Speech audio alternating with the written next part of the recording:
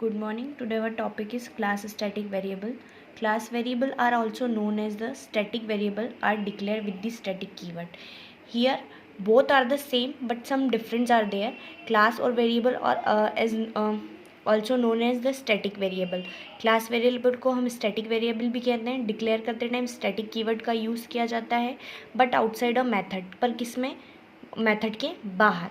There would only be the one copy of each class variable per class. हर one copy होती है हर एक class में variable की, है ना. Regardless how many object are created. आप ऑब्जेक्ट उसमें कितने भी क्रिएट कर सकते हैं. Static variable are rarely used other than being the declare as constant. Constant are the variable that are declared in public. Static variable are rarely used other than the declare as a constant.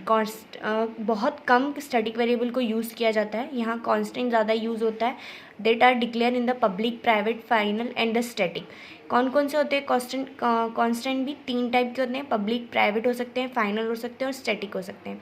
Constant variable never change from their initial value. Constant की value change नहीं होती है. Static variable are store in the static memory. Static variable कहाँ store किया जाता है? Static memory में. It is rare of use static variable other than the declare the final. It is rare use to static variable other than declare. बहुत declare करने में बहुत कम इसको यूज़ किया जाता है. आइडर द पब्लिक और प्राइवेट, और कॉन्स्टेंट पब्लिक और प्राइवेट हो सकते हैं. Static variable are created when the program started and destroy when the program started. Program के साथ ही क्रिएट होते हैं और प्रोग्राम बंद होता है तो ये डिस्ट्रॉय हो जाते हैं. Visible is similarly to instant variable. However most static variable are declare in a public since very must be available in a user of the class. बहुत सारी जगह पर इसको पब्लिकली ही डिफाइन किया जाता है, डिक्लेयर किया जाता है. Default value are is the same as instant variable. For number default value is a 0. For boolean it is false and object reference is a null. Boolean के फॉल में इसकी value क्या रखी जाती है? डिफ़ॉल्ट में 0. और उसका मतलब क्या होता है बुलियन की लैंग्वेज में कि ये फॉल है. मतलब इसकी रेफरेंस में हम क्या रखें? रेफरेंस में इसका रेफरेंस जो अभी हमने पढ़ा था इसके पहले, तो रेफरेंस उसका क्या हो जाएगा? Null. Value can be assigned during the declaration and within the constructor. Static variable can be access by calling with the class name और वेरिएबल नेम. स्टैटिक वेरिएबल में हम क्लास नेम लिखना ज़रूरी होता है ना. ये हमारा वेरिएबल नेम हो गया, क्लास नेम यहाँ पर. Okay, same as it is यही है. अब इसमें बोलने का मतलब ये है कि क्लास एंड स्टैटिक वेरिएबल क्या होते हैं, लगभग सेम ही होते हैं. कहाँ डिक्लेयर किया जाता है, कैसे डिक्लेयर करेंगे वो हम देख चुके हैं कि ये प्रोग्राम के साथ ही स्टार्ट होते हैं और प्रोग्राम के साथ ही ख़त्म हो जाते हैं. पब्लिक, प्राइवेट हम इसको कर सकते हैं. ओके, फिर जैसा बुलियन वैल्यू में ये डिफ़ॉल्टली 0 कब हो 0 हो जाएगा कब, और वो फॉल्स हो जाएगा कब? 0 होगा जब वैल्यू 0 हो जाएगी तो ये फॉल्स हो जाएगा, है ना. These are the important things. Variables में बहुत इंपॉर्टेंट है ये point, class static variable. Okay, now here the next point is present int method. These method is used to get the primitive data type of certain string. ये method कहाँ use की जाती है? primitive data type में हो जाती है. पर PAR is a static method and we can argument or two. इसका सिंटेक्स हम क्या रखते हैं? Following all the variation of this method static in the pair. ये हमने यहाँ पर सिंटेक्स के रूप में देखा है जिसमें हम मेथड में क्या लिख सकते हैं. सेम एज इट इज़ हम यहाँ लिख रहे हैं इंट का RD कर. अब पैरामीटर हमारा क्या होगा? एस इसके अंदर क्या है? पैरामीटर है. This is the string representation of decimal. ये हमारा पैरामीटर है. रेडिक्स क्या होता है? This word would be use to convert the string into integer and return value. Convert करता है ये स्ट्रिंग से इंटीजर में, ठीक है. PARS इंट यहाँ पर हमने क्या देखा था अभी? This return in the integer. ये रिटर्न करेगा वैल्यू को और जो वैल्यू हमेशा क्या होगी? डेसिमल होगी. इंट आई क्या होते हैं? This is the integer given the string representation of decimal, binary, octal और हेक्साडेसिमल. ठीक है, क्या क्या हो सकते हैं? 10, 2, 8, 16 रिस्पेक्टिवली हो सकते हैं डेसिमल. ओके, अब PARSE डबल क्या हो सकते हैं? Following declaration in Java language Java PARS double. ये हमारे डिक्लेयर करने का PARS में डिक्लेयर करने का डिक्लेरेशन है जो हम इस मेथड से डिक्लेयर कर सकते हैं. पब्लिक स्टैटिक PARS ये होता है, ठीक है. इससे हमको कोई ज़्यादा नहीं है. यहाँ पैरामीटर क्या होता है? This is the string parse. ये एस होता है पैरामीटर. पैरामीटर हम क्यों यूज़ करते हैं? क्योंकि इससे हमको रिटर्न वैल्यू मिलती है, ठीक है. Okay, now the method double value represented by the string argument. ये मेथड हो गई हमारी।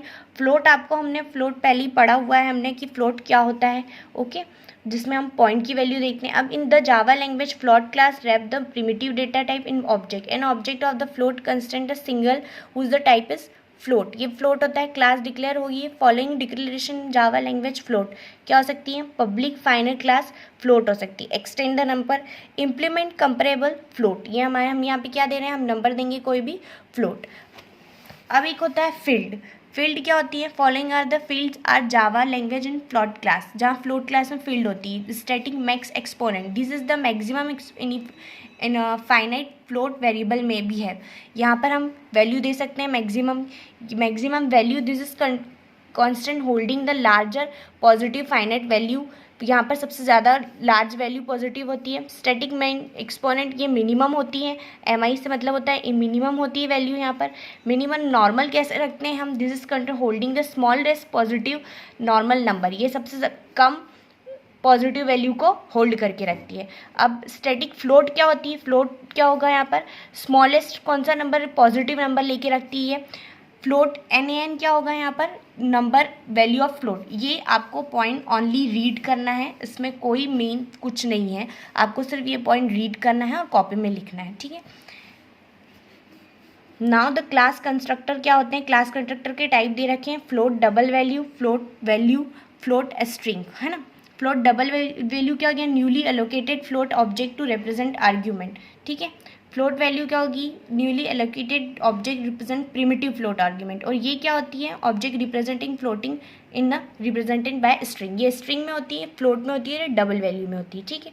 ये यहाँ से आपको 8.9, 8.10 और फील्ड एंड 8.11 ये आपको ओनली रीड डाउन करना है, ये इसका कोई ज़्यादा इंपॉर्टेंस नहीं है, आप इसको सिर्फ पढ़ेंगे, नॉलेज के लिए आपको पता होना चाहिए, okay. Here the most important topic is basic operator. ये बहुत इंपॉर्टेंट टॉपिक है हमारा, मोस्ट इम्पॉर्टेंट टॉपिक है, ये आपको एग्जाम में आता ही आता है। Java provide the rich set of operation manipulate the variable.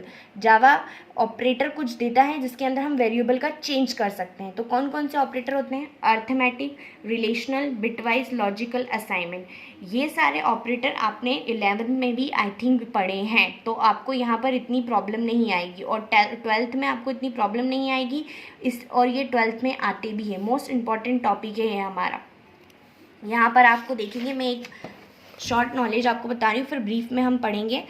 Arithmetic क्या होता है, अर्थमेटिक आपको नेम से ही मालूम है कि ये एक मैथ्स का है। अर्थमेटिक में क्या क्या आ जाएगा, एडिशनल, सब्सट्रैक्शन, जो हम मैथ्स में करते हैं। रिलेशनल ऑपरेटर में आपको पता है कि यहाँ पर कुछ साइन आ जाएंगे, ग्रेटर, लेस, इक्वल वाले, ठीक है। बिटवाइज में हम और बिटवाइज लेफ्ट वाला, राइट वाला ये पढ़ेंगे, ठीक है। मोस्ट इम्पॉर्टेंट है बेटा ये आपके ऑपरेटर, जिसको हम नेक्स्ट लेक्चर में कंटिन्यू करेंगे। Thank you.